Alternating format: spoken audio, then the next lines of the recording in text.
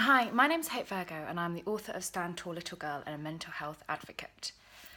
I struggled with anorexia from the age of 12 years old, managed to hide it from friends and family for about 4 or 5 years, and then eventually was admitted to an inpatient hospital when I was 17 years old.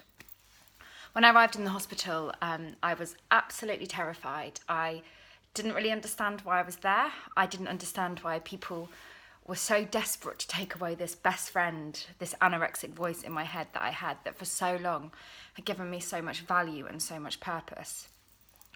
I was really lucky in hospital because the mental health nurses were fantastic.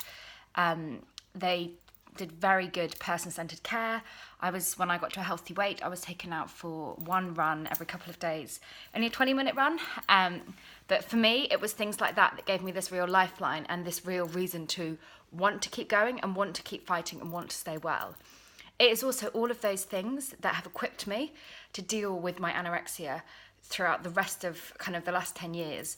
And when I feel like struggling again, I kind of draw on all of that stuff that happened to me when I was in hospital and all of those coping mechanisms that really helped. Things like focusing on exercising in a healthy way.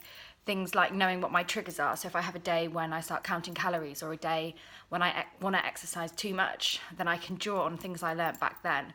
And also the reminder that actually life with anorexia is not worth living. And although when you have anorexia you feel completely invincible and you feel like life will keep going no matter what, the reality is your life is on hold. And for me, it was the mental health nurses that really made me see this. They helped me get motivations to get well. They helped me to keep fighting throughout that whole year when I was in hospital, when at times I just wanted to give up. I remember when my periods came back, and for me this was a massive motivation to actually want to get well.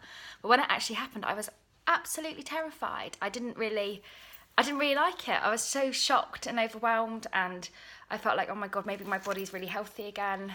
But the nurses kept me going and they kept me kind of on the straight and narrow and kept reminding me why I was working to get well, what I wanted out of life, my motivation to keep going. And I'm forever grateful for that.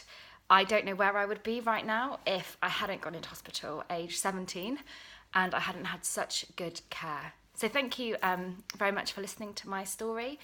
I really hope that from kind of the work I do, you'll be able to see a bit of insight into the mind of someone with anorexia and someone now who is fully managing it on a day-to-day basis. I wouldn't say I'm 100% recovered, but I manage it really well, and on days when I really struggle, I'm able to pull myself up and actually keep going again. Thank you.